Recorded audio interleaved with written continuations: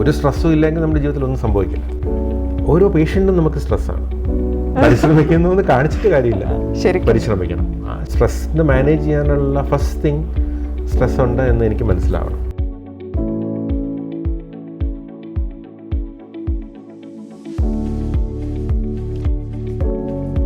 Welcome back to yet another beautiful episode with Dr. Vijay Mohan on his official YouTube channel, Dr. Vijay Mohan. ഡോക്ടറെ കുറേ ദിവസമായി നമ്മൾ കണ്ടിട്ട്. എങ്ങനെ ഉണ്ടായിരുന്നു ഡോക്ടറിന്റെ ഈ ദിവസങ്ങളൊക്കെ? സ്ട്രെസ് ഉണ്ടായിരുന്നോ? ഉണ്ടായിരുന്നു. സ്ട്രെസ് ഇല്ലാത്ത മനുഷ്യരില്ലല്ലോ. സ്ട്രെസ് എന്തായാലും ഉണ്ടാവും. സ്ട്രെസ്സിനെ നമ്മൾ എങ്ങനെ ഡീൽ ചെയ്യുന്നു എന്നുള്ളതാണ് ഇമ്പോർട്ടൻറ്റ്. സ്ട്രെസ് ഇല്ലാതെ നമുക്ക് ജീവിക്കാൻ പറ്റില്ല എന്തായാലും.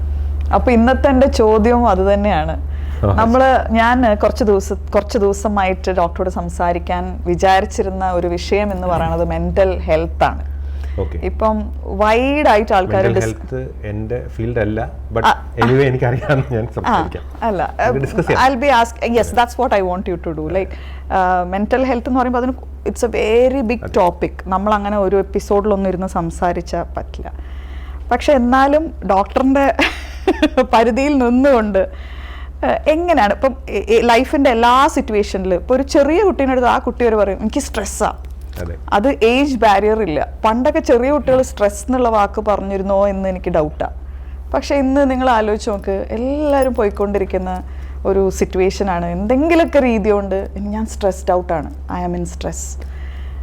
ആയിക്കോട്ടെ, അപ്പോൾ ഒരു കാര്യം എനിക്ക് മനസ്സിലായി, അത് അവോയ്ഡ് ചെയ്തിട്ട് നമുക്ക് ജീവിക്കാൻ പറ്റില്ല. സ്ട്രെസ് ഇല്ലാതെ ജീവിക്കാൻ പറ്റില്ല, അത് ആക്സെപ്റ്റ് ചെയ്യണം എന്നുള്ളത് മനസ്സിലായി. പക്ഷെ ഇതെങ്ങനെ നമ്മൾ ഹാൻഡിൽ ചെയ്യും എന്നുള്ളതാണ്. അതായത് ഇതിനെങ്ങനെ നമ്മളൊരു നാച്ചുറലി അല്ലെങ്കിൽ ഇതൊരു നാച്ചുറൽ പ്രോസസ്സാണ്, ഇതെങ്ങനെയാണ് നമ്മൾ ആക്സെപ്റ്റ് ചെയ്ത് അതെങ്ങനെ ഡീൽ ചെയ്യാൻ പറ്റും എന്നുള്ളതാണ്. അല്ല, തീർച്ചയായിട്ടും അത് ഇപ്പോഴത്തെ കാലത്ത് വളരെ പെർട്ടിനൻ്റ് ആയിട്ടുള്ള ഒരു ക്വസ്റ്റ്യനാണത്. സ്ട്രെസ് ഇല്ലാതെ നമുക്ക് ജീവിക്കാൻ എന്തായാലും പറ്റില്ല.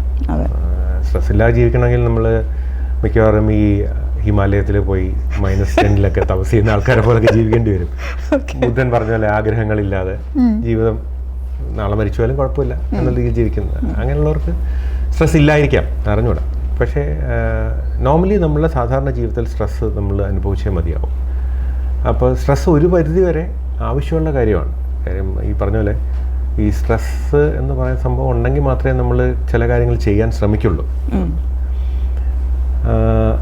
പറയുമ്പോൾ ഈ സ്ട്രെസ് എന്ന് പറയുന്നത് ശരിക്കും എന്താണെന്ന് ആദ്യം മനസ്സിലാക്കണം. സ്ട്രെസ് നമ്മളിപ്പോൾ പേടി അല്ലെങ്കിൽ സ്നേഹം എന്നൊക്കെ പറയുന്ന പോലെ സ്ട്രെസ് ഒരു വികാരമല്ല. സ്ട്രെസ് നമ്മളുടെ ബോഡിയുടെ ഒരു റിയാക്ഷനാണ്. അതായത് സ്ട്രെസ്സേഴ്സ് എന്ന് പറഞ്ഞാൽ ചില പ്രത്യേക അവസ്ഥകൾ നമ്മളെ ബാധിക്കുമ്പോൾ അതിനോട് ബോഡി എങ്ങനെ പ്രതികരിക്കുന്നു എന്നുള്ളതാണ്, അതിനെയാണ് നമ്മൾ സ്ട്രെസ് എന്ന് പറയുന്നത്. സ്ട്രെസ് എന്ന് പറഞ്ഞാൽ നമ്മളൊരു ഒരു ഫീലിംഗ് അല്ല, മനസ്സിലായി. അപ്പോൾ അത് ആ ഒരു സ്ട്രെസ്സിന് കാരണമാകുന്ന വസ്തുക്കൾ ഉള്ളിൽ നിന്നാവാം, നമ്മുടെ ഉള്ളിൽ നിന്ന് തന്നെ ആവാം, പുറമേ നിന്നാവാം. ഇത് ഐഡൻറ്റിഫൈ ചെയ്യുക എന്നുള്ളതാണ്. എനിക്ക് സ്ട്രെസ് ഉണ്ട് എന്ന് ഞാൻ മനസ്സിലാക്കുക എന്നുള്ളതാണ് first and foremost important thing. അപ്പം ആക്ച്വലി ഈ സ്ട്രെസ്സിനെ കുറിച്ച് സംസാരിക്കുമ്പോൾ ഈ അടുത്ത കാലത്ത് കണ്ടിട്ടുണ്ടോയെന്ന് അറിയില്ല, ശ്രീ കപിൽ ദേവിൻ്റെ ഒരു വീഡിയോ ഉണ്ടായിരുന്നു. കപിൽ ദേവ് പറഞ്ഞതാണ്, എല്ലാവരും പറഞ്ഞത് സ്ട്രെസ്സാണ്, IPL സ്ട്രെസ്സാണ്, ഇൻ്റർനാഷണൽ മാച്ച് സ്ട്രെസ്സാണ്, 2 ഡേ മാച്ച് സ്ട്രെസ്സാണ്, രഞ്ജി ട്രോഫി സ്ട്രെസ്സാണ്. അപ്പോൾ അദ്ദേഹം പറയുന്നത് വളരെ സിമ്പിളാണ് മറുപടി, മത് ഖേലോ.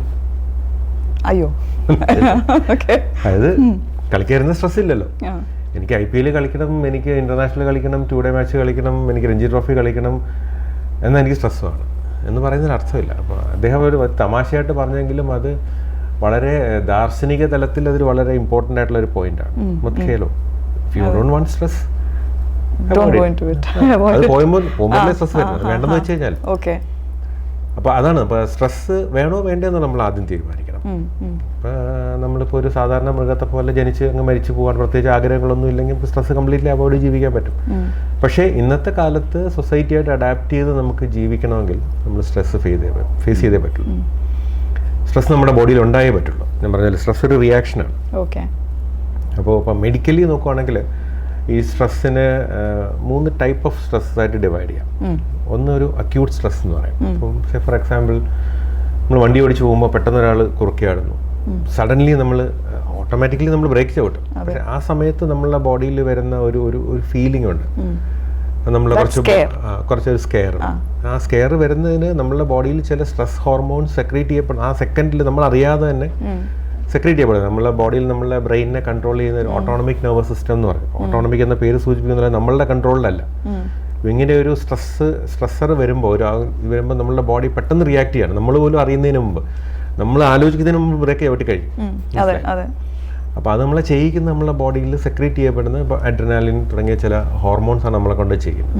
അപ്പോൾ ആ ഹോർമോൺ ബോഡിയിൽ സെക്രീറ്റ് ചെയ്യുന്നതുകൊണ്ട് നമ്മുടെ ബോഡിയിൽ കുറച്ച് ചേഞ്ചസ് വരും. ഇപ്പോൾ ഒരു പെട്ടെന്നൊരു ടെൻഷൻ വരുമ്പോൾ എന്താ നമ്മുടെ ഹാർട്ട് റേറ്റ് കൂടും. അത് ഈ അഡ്രിനാലിൻ ചെയ്യുന്ന പണിയാണ്, നമ്മുടെ ബോഡിയിലെ ഹോർമോൺ ചെയ്യുന്ന പണിയാണ്. വേർക്കാറുണ്ട് നമ്മൾ അല്ലേ, സ്ട്രെസ് വരുമ്പോൾ നമ്മൾ വേർക്കും. ഒരു പേടി വരുമ്പോൾ നമ്മൾ വേർക്കും. ആ വേർപ്പിൽ തന്നെ ശരിക്കും നമ്മൾ സൂക്ഷിച്ചു നോക്കിയാൽ വ്യത്യാസമുണ്ട്. നമ്മളിപ്പോൾ ഒരു ചൂട് സമയത്ത് വേർക്കുകയാണെങ്കിൽ നമ്മുടെ ബോഡി കംപ്ലീറ്റ് വേർക്കും എല്ലായിടത്തും. അതായത് ഈ സ്വെറ്റ് ഗ്ലാൻസ് എന്ന് പറയുന്നത് 2 ടൈപ്പ് ഗ്ലാൻസ് ഉണ്ട്. എപ്പോക്രൈൻ ഗ്ലാൻസും എക്രൈൻ ഗ്ലാൻസ് എന്ന് പറയും. അപ്പോൾ ഈ എക്രൈൻ ഗ്ലാൻസ് ആണ് ബോഡി ഫുൾ ഉള്ളത്. അപ്പോൾ ചൂട് വരുമ്പോൾ നമ്മളെ ബോഡി വേർക്കുന്നത് എന്തിനാ വെച്ചാൽ നമ്മുടെ തൊലിയുടെ മേളിൽ വേർപ്പ് വന്ന് അത് ബാഷ്പീകരിച്ച് പോകുമ്പോൾ ബോഡി ടെമ്പറേച്ചർ കുറയ്ക്കാനുള്ള ഒരു മെക്കാനിസം, അതിനാണ് നമ്മൾ വേർക്കുന്നത്. പക്ഷേ ഈ അഡ്രിനാലിൻ തുടങ്ങിയ ഹോർമോൺ സ്റ്റിമുലേറ്റ് ചെയ്യുന്നത് ഈ എപ്പോക്രൈൻ എന്ന് പറഞ്ഞ ചില പ്രത്യേക സ്വെറ്റ് ഗ്ലാൻസിനെയാണ്. പൊതുവെ നമ്മുടെ കക്ഷത്ത് അല്ലെങ്കിൽ നമ്മുടെ പ്രൈവറ്റ് പാർട്സിൽ അങ്ങനെയുള്ള ചില ഏരിയാസിൽ മാത്രമാണ് ഇത്. അപ്പോൾ ഈ ആ ഒരു സ്ട്രെസ് വരുമ്പോൾ നമ്മൾ ഈ ഏരിയാസിലാണ് കൂടുതലായിട്ട്. മാത്രമല്ല നമ്മൾ സാധാരണ ഒരു ചൂടത്ത് നിന്ന് വേർക്കുമ്പോൾ നമ്മൾ അധികം സ്മെല്ലുണ്ടാവില്ല.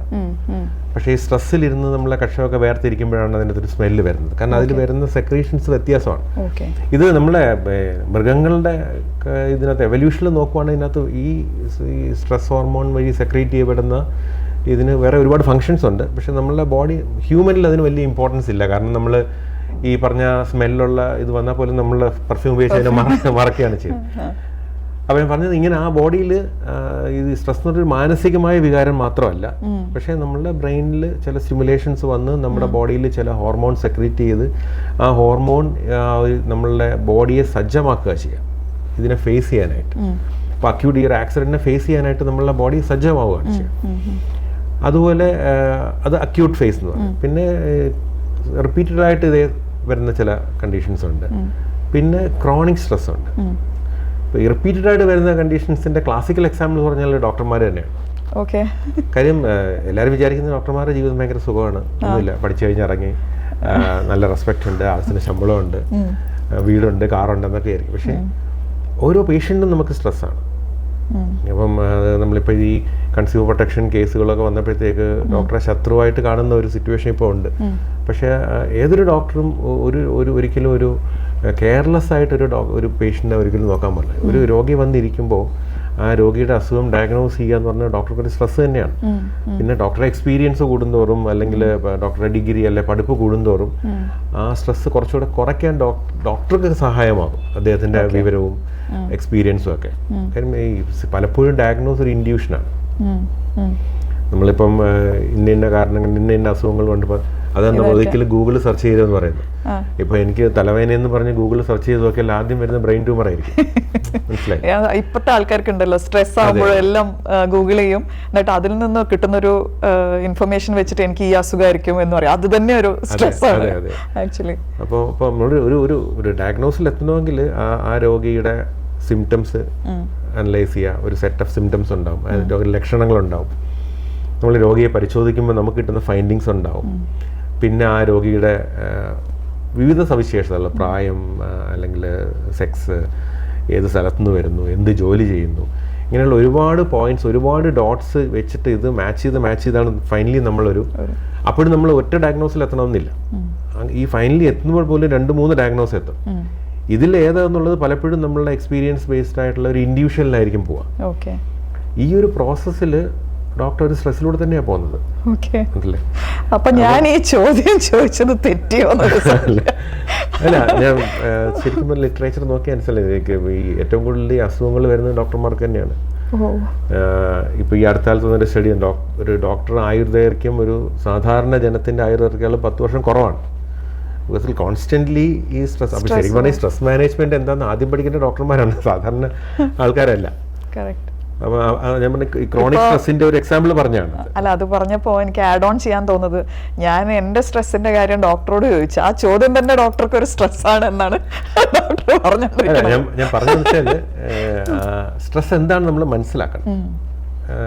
സ്ട്രെസ് എന്താണ് മനസ്സിലാക്കുകയും അതിനെ എങ്ങനെ നമ്മൾ നേരിടാൻ പറ്റും, അത് എങ്ങനെ യൂസ്ഫുൾ ആയിട്ട്, സ്ട്രെസ്സിനെ കൺട്രോൾ ചെയ്യാനല്ല, സ്ട്രെസ്സിനെ എങ്ങനെ നമുക്ക് യൂസ്ഫുൾ ആയിട്ട്. ഞാൻ നേരത്തെ പറഞ്ഞല്ലേ, ഒരു സ്ട്രെസ്സും ഇല്ലെങ്കിൽ നമ്മുടെ ജീവിതത്തിൽ ഒന്നും സംഭവിക്കില്ല. മനസ്സിലായില്ല? അപ്പോൾ സ്ട്രെസ്സിനെ എങ്ങനെ മാനേജ് ചെയ്യാം എന്നുള്ളത് പഠിക്കണം. പിന്നെ ഒരു സാധാരണ ജനത്തെ അപേക്ഷിച്ച് നോക്കുകയാണെങ്കിൽ എനിക്ക് സ്ട്രെസ് ഉണ്ട് എന്ന് എങ്ങനെ മനസ്സിലാക്കും, സ്ട്രെസ്സിന്റെ സിംറ്റംസ് എന്തൊക്കെയാണ്. സ്ട്രെസ്സിന് ഫിസിക്കൽ സിംറ്റംസ് ഉണ്ട്, മെന്റൽ സിംറ്റംസും ഉണ്ട്. അപ്പോൾ ഒരു ലോ ഗ്രേഡ് സ്ട്രെസ്, ഒരു ചെറിയ സ്ട്രെസ്, ഒരു കുറച്ച് നിമിഷങ്ങളിൽ സ്ട്രെസ് സിംറ്റംസ് ഒന്നും ഉണ്ടാക്കില്ല. അത് വരും, പോകും, അടുത്ത രീതിയിൽ പോകും. പക്ഷേ സ്ഥിരമായിട്ട് സ്ട്രെസ് അനുഭവിക്കുന്ന ആൾക്കാർക്കാണ് ഈ മാറാത്ത തലവേദന, പലപ്പോഴും പറയാറ് മാറാത്ത തലവേദന, അല്ലെങ്കിൽ ഉറക്കം കിട്ടുന്നില്ല, ഉറക്കം ശരിയാവുന്നില്ല, ഉറങ്ങി എണീറ്റാലും ഒരു ടയേർഡ്നെസ്, അതായത് എപ്പോഴും ഒരു ക്ഷീണിച്ച അവസ്ഥ, ഒന്നും ചെയ്യാനുള്ള ഉത്സാഹമില്ലായ്മ. പിന്നെ ചിലർക്ക് വയറ് സംബന്ധമായ പ്രശ്നങ്ങൾ വരാം, ചിലർക്ക് വിശപ്പില്ലായ്മയാവാം, ചിലർക്ക് എന്തെങ്കിലും കഴിച്ച ഉടനെ ഡയറി ആവാം. അപ്പം ഇതെല്ലാം സ്ട്രെസ് കാരണം ആവണമെന്നില്ല. സ്ട്രെസ്സും ഇതിനൊരു റീസണാണ്. അപ്പം നമ്മൾ തലവേദന പറഞ്ഞ സ്ട്രെസ് കൊണ്ടാണെന്ന് വിചാരിച്ച കാര്യം, തലവേദനയ്ക്ക് 100,000 കാരണങ്ങളുണ്ട്. പക്ഷേ അതിലൊരു കാരണം നമ്മളറിയാതെ നമ്മൾ അനുഭവിക്കുന്ന സ്ട്രെസ് ആയിരിക്കും. അപ്പോൾ ഫിസിക്കൽ സിംറ്റംസ് ഉണ്ടാവും, പിന്നെ മെൻ്റൽ സിംറ്റംസ്. അത് സ്ട്രെസ് എല്ലാ രീതിയിലും മാനിഫെസ്റ്റ് ചെയ്യാം. ഡിപ്രഷനായിട്ട് വരാം, ആങ്സൈറ്റി ആയിട്ട് വരാം, അങ്ങനെ അറ്റം പോകുമ്പോഴാണ് സൂയിസൈഡൽ ടെൻഡൻസി വരെ വരുന്നത്. മനസ്സിലായില്ല? അപ്പം ഇങ്ങനെയുള്ള സിംറ്റംസ് അത് തിരിച്ചറിയാൻ നമുക്ക് ആദ്യം കഴിയണം. അപ്പോൾ അത് സ്ട്രെസ്സിനെ മാനേജ് ചെയ്യാനുള്ള ഫസ്റ്റ് തിങ് സ്ട്രെസ് ഉണ്ട് എന്ന് എനിക്ക് മനസ്സിലാവണം. നേരത്തെ പറഞ്ഞില്ല, സ്ട്രെസ്സിന്റെ കാരണങ്ങൾ എന്ന് വെച്ചാൽ ഉള്ളിൽ നിന്നുള്ള കാരണങ്ങളും ഉണ്ട്, പുറമേ നിന്നുള്ള കാരണങ്ങളും ഉണ്ട്. അപ്പോൾ ഉള്ളിലുള്ള കാരണങ്ങൾ എനിക്ക് ആഗ്രഹം, എനിക്കിപ്പം മുഖ്യമന്ത്രി ആവണം എന്നൊരു ആഗ്രഹമുണ്ട്. എനിക്ക് അതിനുള്ള കഴിവില്ല. എനിക്ക് അതിനുള്ള കഴിവില്ല എന്ന് മനസ്സിലാക്കി ഞാൻ ആഗ്രഹം മാറ്റി വെച്ചാൽ എനിക്ക് സ്ട്രെസ് ഇല്ലാതാവണം. പക്ഷെ എനിക്കൊരു കഴിവില്ല എന്ന് ഞാൻ തിരിച്ചറിഞ്ഞില്ലെങ്കിൽ, ഇംഗ്ലീഷിലൊരു ചൊല്ലുണ്ട്, you should deserve to desire. നമുക്ക് ഒരു കാര്യം ആഗ്രഹിക്കാൻ അതിനുള്ള അവകാശം നമുക്ക് ആദ്യം ഉണ്ടാവണം. അത് നമ്മൾ ആദ്യം സ്വയം അസസ് ചെയ്യണം. അപ്പോൾ നമുക്ക് പറ്റാത്ത ഒരു കാര്യത്തെക്കുറിച്ച് ആലോചിച്ച് സ്ട്രെസ് ചെയ്യുന്ന ഒരു കാര്യമില്ല, നമ്മളത് മാറ്റിയെടുത്തേ പറ്റുള്ളൂ. അപ്പം ഒരു സെൽഫ് തിങ്കിങ് ആണ് ആദ്യം വേണ്ടത് സ്ട്രെസ് അറിയാൻ. എൻ്റെ പോസിറ്റീവ്സും എൻ്റെ നെഗറ്റീവ്സും ഞാൻ മനസ്സിലാക്കണം. അത് വെച്ചിട്ട് ആ പോസിറ്റീവ്സും നെഗറ്റീവ്സും വെച്ചിട്ട് എനിക്കൊരു എൻ്റെ ജീവിതത്തിലൊരു എയിം ഉണ്ടാവണം. ആ എയിം ഞാൻ സെറ്റ് ചെയ്യണം. മനസ്സിലായത്? ആ എയിം സെറ്റ് ചെയ്യാതെ പോകുമ്പോഴാണ് പലപ്പോഴും സംഭവിക്കുന്നതെന്ന് വെച്ചാൽ, ഇപ്പം എന്താ പറയുക, ഇപ്പം എനിക്ക് 10 രൂപ ശമ്പളമാണ്, എനിക്ക് 100 രൂപ ആക്കണം, അല്ലെങ്കിൽ എനിക്ക് 1000 ആക്കണം, എന്ത് ചെയ്യുന്നതിലും കുഴപ്പമൊന്നുമില്ല. പക്ഷേ അപ്പുറത്തെ ആളിന് 1000 ഉള്ളതുകൊണ്ട് എനിക്ക് 1000 കിട്ടണം എന്ന് ചിന്തിക്കുമ്പോൾ അവിടെയാണ് സ്ട്രെസ് പോയിന്റ് വരുന്നത്. Way of thinking. നമ്മളുടെ ഗോള് സെറ്റ് ചെയ്യുമ്പോഴും അതിനകത്ത് നമ്മൾ ശരിക്കും പറഞ്ഞാൽ പലപ്പോഴും ആൾക്കാർ ഗോള് സെറ്റ് ചെയ്യാതെയാണ് ഭൂരിപക്ഷം ആൾക്കാരും ജീവിക്കുന്നത്, അല്ലേ? ഇപ്പോൾ നമ്മളുടെ കാര്യം പറയാം. ഇപ്പം ഞാനൊരു ഡോക്ടറായി, നിഷ ഒരു ആർട്ടിസ്റ്റായി. എന്തുകൊണ്ട് ഞാനൊരു ഡോക്ടറായി, അല്ലെങ്കിൽ എന്തുകൊണ്ട് നിശ്ചയ ഒരു ആർട്ടിസ്റ്റായി എന്ന് ചോദിക്കാം. തിരിച്ചു ചോദിക്കാം, എന്തുകൊണ്ട് ഞാനൊരു ആർട്ടിസ്റ്റ് ആയില്ല, അല്ലെ എന്തുകൊണ്ട് നിശ്ചയ ഒരു ഡോക്ടർ ആയില്ല എന്ന് ചോദിച്ചാൽ, ആർട്ടിസ്റ്റ് ആവാൻ ഞാൻ ശ്രമിച്ചില്ല, ഡോക്ടർ ആവാൻ നിഷ ശ്രമിച്ചില്ല. അതാണ് എന്റെ ശരിക്കുള്ള അവിടെ എനിക്ക് തിരിച്ചു പറയണോ? ഏതായാലും നമ്മൾ സംസാരിക്കല്ലേ. എനിക്ക് ഡോക്ടർ ആവാൻ ഭയങ്കര ആഗ്രഹമായിരുന്നു. അതെ, പക്ഷെ ആഗ്രഹം മാത്രം പോരല്ലോ, നല്ല മാർക്ക്. അല്ല, അതാ പറഞ്ഞ, ആഗ്രഹവും മാത്രം പോരല്ലോ. ഞാൻ അതിനനുസരിച്ചൊരു മാർക്ക് വാങ്ങി പാസ്സാവാൻ ഞാൻ റെഡി ആയിട്ടുണ്ടായിരുന്നില്ല. പിന്നെ അതും പോരാണ്ട് ഭാഗ്യം ഉണ്ടായിരുന്നില്ല. എന്താ പറയാ, മാനേജ്മെന്റ് കോട്ടയിലേക്ക് അന്ന് പോവാന്ന് വിചാരിച്ചു, പക്ഷെ അതും ആ സമയത്ത് നടക്കാതെ പോയി. അല്ലെങ്കിൽ ഒരു നല്ല ഡോക്ടറാണ് നിങ്ങൾക്ക് മിസ്സായിരിക്കുന്നത്. നടക്കാതെ പോയി എന്ന് അർത്ഥമില്ല. അപ്പോഴും ഞാൻ പറയുന്നത് ശ്രമിച്ചില്ല എന്ന്. പക്ഷെ ഡോക്ടർ ഒരു ആർട്ടിസ്റ്റ് ആണെന്നുള്ള കാര്യം പ്രേക്ഷകർക്ക് അറിയോ എന്ന് എനിക്ക് അറിഞ്ഞൂടാ. പക്ഷെ ഡോക്ടറിന്റെ ഉള്ളിൽ നല്ലൊരു കലാഹൃദയമുണ്ടെന്നും ഡോക്ടർ ആക്ട് ചെയ്യും എന്നുള്ളതും, പിന്നെ ഡോക്ടർ എന്താ പറയാ, ഇങ്ങനത്തെ പ്ലേസ് എല്ലാം എഴുതും എന്നുള്ളതൊക്കെ എനിക്ക് അറിയാം. അപ്പൊ അത് പ്രേക്ഷകർക്ക് ഒരു പുതിയ ഇൻഫർമേഷൻ ആണ്. അവിടെയും ഞാൻ പറഞ്ഞ പോയിന്റ് കറക്റ്റ് ആണ്. കാരണം ഞാനൊരു ആർട്ടിസ്റ്റ് ആണ് എന്നുള്ളത് പ്രേക്ഷകർക്ക് അറിയുന്നില്ല എങ്കിൽ ഞാൻ അറിയാൻ ശ്രമിച്ചില്ല, ഞാൻ ആർട്ടിസ്റ്റ് ആയില്ല എന്ന് തന്നെയാണ്. ഞാനൊരു ആർട്ടിസ്റ്റ് ഞാൻ പറഞ്ഞുകൊണ്ടിരുന്നിട്ട് കാര്യമില്ല, ഇല്ലേ? ബാക്കിയുള്ളവർ പറയണം. അപ്പൊ അത് പറഞ്ഞില്ല എന്ന് വെച്ചാൽ ഞാൻ അതിന് വേണ്ടി ശ്രമിച്ചില്ല. ഈ പലപ്പോഴും നമ്മുടെ ജീവിതത്തിൽ സംഭവിക്കുന്നത് നമ്മളൊരു ലക്ഷ്യം വെച്ചിട്ട് ആ വാതിൽ തുറക്കാൻ നമ്മൾ ശ്രമിക്കാറില്ല. പലപ്പോഴും സംഭവിക്കുന്നത് നമ്മൾ തുറന്ന വാതിലിൽ കൂടെ അങ്ങ് പോവുകയാണ് അല്ലേ. നമ്മളും ഡിഗ്രി കഴിഞ്ഞിട്ട് നമ്മൾ പലരും ചെയ്യുന്നത് PSC ടെസ്റ്റ് എഴുതുക എന്നുള്ളത്. അതെ അതെ, പെട്ടെന്ന് ജോലി കിട്ടുക. PSC ടെസ്റ്റ് എഴുതുന്നതിന് തന്നെ ഇപ്പോൾ ഒരു സെക്രട്ടേറിയറ്റിൽ ജോലി കിട്ടണം, അല്ലെങ്കിൽ പഞ്ചായത്തിൽ ജോലി കിട്ടണം, റവന്യൂവിൽ ജോലി കിട്ടണം എന്ന് പറഞ്ഞാൽ ആരും പോകാറില്ല. ഒരു ഗവൺമെന്റ് ജോലി വേണം, എനിക്ക് ഗവൺമെന്റ് ജോലി വേണം. അതാണ്. അപ്പോൾ അതുപോലെ ഈ മിക്കപ്പോഴും ഇപ്പോൾ ഡോക്ടേഴ്സിന്റെ കാര്യം നോക്കുവാണെങ്കിലും പലപ്പോഴും മറ്റുള്ളവരുടെ പ്രേരണ കൊണ്ട് ഡോക്ടറായി വരുന്നവർ ഒരുപാട് പേരുണ്ട്. അല്ലാതെ ആ ഒരു പ്രൊഫഷൻ ഇഷ്ടപ്പെട്ട് അതിനുവേണ്ടി ശരിക്കും അങ്ങനെ ആ ഒരു പ്രൊഫഷണൽ ഒരു പാഷൻ ഇഷ്ടപ്പെട്ട് അതിനുവേണ്ടി വരുന്നവരാണ് എപ്പോഴും സക്സസ്ഫുൾ ആവുന്നത്. അത് ഡോക്ടർ ആവാം, ആർട്ടിസ്റ്റ് ആവാം, ആക്ടർ ആവാം, ആക്ട്രസ് ആവാം, ഡാൻസർ ആവാം, പാട്ടുകാരാവാം. നമ്മൾ ഈ ടോപ്പ് ലെവലിലെത്തി ആരെ നോക്കിയാലും അവർ ഒരുപാട് കഷ്ടപ്പാടുകളിലൂടെ കടന്നു പോകുമ്പോഴും അവർക്ക് ആ ഒരു ലക്ഷ്യം മനസ്സിലുണ്ടായിരുന്നു. എയിം ഇസ് ഓൾവേസ് ദേർ, അല്ലെ, ഒരു goal is always set and they work towards it, അല്ലേ? അപ്പോൾ ഈ സ്ട്രെസ് ഒഴിവാക്കാനുള്ള ഒന്നാമത്തെ കാര്യം നമ്മൾ സ്വയം മനസ്സിലാക്കുക. 2, ജീവിതത്തിൽ നമുക്കൊരു എയിം ഉണ്ടാകും. ആ എയിം ഒരു യാഥാർത്ഥ്യ ബോധത്തോടു കൂടിയുള്ള എയിം ആയിരിക്കണം. നമ്മളുടെ പോസിറ്റീവ്സും നെഗറ്റീവ്സും മനസ്സിലാക്കിക്കൊണ്ട് എനിക്കിത് പറ്റും അല്ലെങ്കിൽ എനിക്കിത് പറ്റില്ല എന്നറിഞ്ഞുകൊണ്ട് എനിക്ക് ഏറ്റവും യോജിക്കുന്ന വഴി ഏത് എന്നുള്ളത് കണ്ടുപിടിച്ച് സെലക്ട് ചെയ്യുക. അതിനുവേണ്ടി ശ്രമിക്കുക. അതാണ് വേറെ. ഈ നമ്മൾ ആഗ്രഹം മാത്രം പോരാ, അതിനുള്ള പരിശ്രമം ഉണ്ടെങ്കിൽ, പരിശ്രമവും ആഗ്രഹവും പരിശ്രമവും ഉണ്ടെങ്കിൽ നേടിയിരിക്കും എന്നുള്ളത് തന്നെയാണ് ലൈഫ്. ലൈഫിൽ നമ്മൾ കാര്യങ്ങൾ നേടുന്നതിൽ ഒന്നുകിൽ നമുക്ക് ആഗ്രഹമില്ല, അല്ലെങ്കിൽ പരിശ്രമമില്ല. ഈ പരിശ്രമം പറയുമ്പോൾ തന്നെ നമ്മൾ ഹോസ്റ്റലിൽ പഠിക്കുമ്പോൾ പറയാം, ചിലരുണ്ട് ഫുൾ ടൈം ബുക്കിൻ്റെ മുമ്പ് ഇരിക്കും. അപ്പം ശരിക്കും പഠിച്ച് മാർഗം വാങ്ങിക്കുന്നവർ പറയാം, പഠിക്കുന്നു എന്ന് കാണിച്ചിട്ട് കാര്യമില്ല, പഠിക്കണം. അതിനെ പരിശ്രമിക്കുന്നു എന്ന് കാണിച്ചിട്ട് കാര്യമില്ല, പരിശ്രമിക്കണം. ശരിക്കുള്ള പരിശ്രമം നമ്മുടെ ഉള്ളിൽ നിന്ന് തന്നെ വരണം. അപ്പം ഈ കാര്യങ്ങൾ ഒന്ന് സ്ട്രെസ് നമ്മൾ മനസ്സിലാക്കണം, നമുക്കതിനൊരു ജീവിതത്തിൽ ഒരു എയിം വേണം, അതിനുവേണ്ടി പരിശ്രമിക്കണം. ഇതൊക്കെ വേണമെങ്കിൽ നമ്മളെ ലൈഫ് എന്താ പറയുക, നമ്മൾ പ്ലാൻഡ് ആയിരിക്കണം, ഒരു അച്ചടക്കമുള്ള ലൈഫായിരിക്കണം. നമ്മൾ തോന്നുമ്പോൾ എണീക്കും, തോന്നുമ്പോൾ ഉറങ്ങും, തോന്നുമ്പോൾ ആഹാരം കഴിക്കും. അപ്പം അങ്ങനെ പോകുന്ന ഒരാൾക്ക് ജീവിതത്തിൽ എന്നും സ്ട്രെസ്സേ ഉണ്ടാവുള്ളൂ. കാര്യം ഈ പ്ലാൻ ഇപ്പോൾ കൃത്യമായിട്ട് നമുക്കൊരു സ്ലീപ്പ് റിതമുണ്ട്, സ്ലീപ്പ് സൈക്കിളുണ്ട്. നമ്മൾ ആഹാരം നമ്മൾ ശ്രദ്ധിച്ച് കഴിക്കുന്നു, ആവശ്യമുള്ളത് മാത്രം കഴിക്കുന്നു, ആവശ്യമില്ലാത്ത കഴിക്കാതിരിക്കുന്നു. സബ്സ്റ്റൻസ് അബ്യൂസ്, ഇപ്പോൾ ഈ സ്ട്രെസ്സിൻ്റെ ഒരു പരിധിക്കപ്പുറം പോകുന്നവരാണ് പലപ്പോഴും മദ്യത്തിനും മയക്കുമരുന്നിനും ഒക്കെ അടിമയായിട്ട് പോകുന്നത്.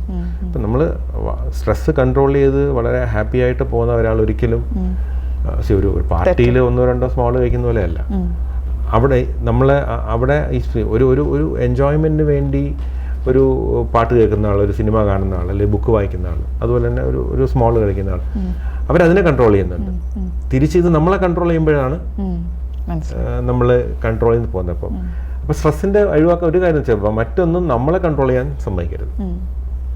നമ്മളുടെ ലക്ഷ്യത്തിന് ചേരുന്ന രീതിയിൽ നമ്മളുടെ സാഹചര്യങ്ങളെ കൺട്രോൾ ചെയ്യാൻ പറ്റണം. എല്ലാ കാര്യങ്ങളും നമ്മൾ കൺട്രോൾ ചെയ്യാൻ പറ്റില്ല എന്ന് വരും. കാര്യം ലോകം അങ്ങനെയാണ് നമ്മൾ ദൈവമാവുന്നത്. അപ്പോൾ അങ്ങനെ കൺട്രോൾ ചെയ്യാൻ പറ്റാത്ത സാഹചര്യങ്ങൾ വരുന്നു എന്നുള്ള മനസ്സിലാക്കി അത് അക്സെപ്റ്റ് ചെയ്യണം. അതാണ് അടുത്ത സ്റ്റെപ്പ്, അക്സെപ്റ്റൻസ്. അപ്പം നമ്മൾ പരിശ്രമിക്കാൻ പറ്റില്ല എന്നുള്ള യാഥാർത്ഥ്യബോധത്തോടുകൂടി പരിശ്രമിക്കണം. എന്നിട്ടും പറ്റുന്നുള്ള കാര്യങ്ങൾ നമ്മൾ അക്സെപ്റ്റ് ചെയ്യാൻ ശ്രമിക്കണം. ആ അക്സെപ്റ്റൻസ് വരുമ്പോൾ തന്നെ സ്ട്രെസ് ഒരുപാട് കുറയും. പിന്നെ ഈ ഒരു സ്ട്രെസ് മാറ്റിവയ്ക്കാൻ ഒരുപാട് കാര്യങ്ങളുണ്ട്. ഇപ്പം മെഡിറ്റേഷൻ, യോഗ, അങ്ങനെയുള്ള കാര്യങ്ങളൊക്കെ ഇതിനെ ഹെൽപ്പ് ചെയ്യുന്ന കാര്യങ്ങളാണ്. ബട്ട് അൾട്ടിമേറ്റ്ലി സ്ട്രെസ് ഇല്ലാതാകണമെങ്കിൽ ഒന്ന് നമുക്ക് സ്ട്രെസ് എന്താണെന്ന് അറിയണം, നമുക്ക് വേണ്ടത് എന്താണെന്ന് അറിയണം, നമുക്ക് വേണ്ടാത്തത് എന്താണെന്ന് അറിയണം. ആ രീതിയിൽ നമ്മളുടെ ലൈഫിനെ കൺട്രോൾ ചെയ്ത് നമുക്ക് മുമ്പോട്ട് പോകാൻ പറ്റുമെന്നുണ്ടെങ്കിൽ സ്ട്രെസ് ഫ്രീ അല്ല, നമുക്ക് ഒരു എന്താ പറയുക, ഒരു സക്സസ്ഫുൾ ആയിട്ട് നമ്മൾ മെൻ്റലി ഫ്രീ ആയിട്ടുള്ള ഹാപ്പി ആയിട്ടുള്ള ഒരു ജീവിതത്തിൽ സ്ട്രെസ് ഇല്ലാതെ നമുക്ക് മുമ്പോട്ട് പോകാൻ പറ്റും. ഓക്കെ, എനിക്ക് തോന്നുന്നു നിങ്ങൾക്കും എങ്ങനെ സ്ട്രെസ്സ് മാനേജ് ചെയ്യാം എന്നുള്ളതിനെ മനസ്സിലായി എന്ന് ഞാൻ വിചാരിക്കുന്നു. പക്ഷേ എനിക്ക് മനസ്സിലായത് നമ്മളെ ലൈഫിലൊരു ഗോൾ ഉണ്ടാവണം, അത് അച്ചീവ് ചെയ്യാൻ പറ്റുന്നതാണോ എന്ന് നോക്കണം. പറ്റുവാണെങ്കിൽ അത് നന്നായിട്ട് പരിശ്രമിക്കണം. ഇനി അത് പറ്റുന്നില്ല എന്നുണ്ടെങ്കിൽ അത് ആക്സെപ്റ്റ് ചെയ്യാൻ പഠിക്കണം. 2 ലൈനിൽ പറയുകയാണെങ്കിൽ ഇതാണ് സ്ട്രെസ് മാനേജ് ചെയ്യാനുള്ള ഒരു വഴി എന്നാണ് എനിക്ക് മനസ്സിലായിട്ടുള്ളത്. നിങ്ങൾക്ക് എന്താണ് ഇതിൽ നിന്ന് ഞങ്ങൾ സംസാരിച്ചപ്പോൾ മനസ്സിലായി എന്നുള്ളത് കമൻസിൽ എഴുതുവാണെങ്കിൽ വലിയ സന്തോഷമായിരിക്കും. അപ്പോൾ ഈ എപ്പിസോഡിലെ ടൈം കുറച്ച് കുറഞ്ഞത് കാരണം നമുക്ക് വീണ്ടും കാണാം. അപ്പോൾ thank you. Keep watching doctor Vijay Mohan's official YouTube channel. Thank you.